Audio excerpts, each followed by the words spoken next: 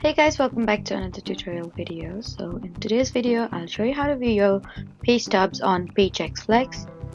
First, open the Paychex Flex app or visit the Paychex Flex website and sign in to your employee account. Once you're on the dashboard, tap or click Pay or Paychecks depending on your version of the app. Here you'll see a list of your available pay statements. Then select the pay stub you want to view.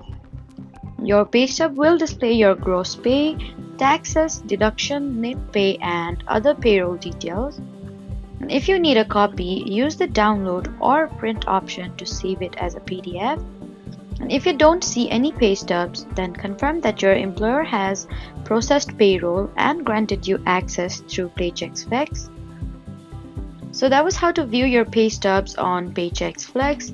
Please do not forget to like, comment, and subscribe for more helpful tutorials. Thank you for watching.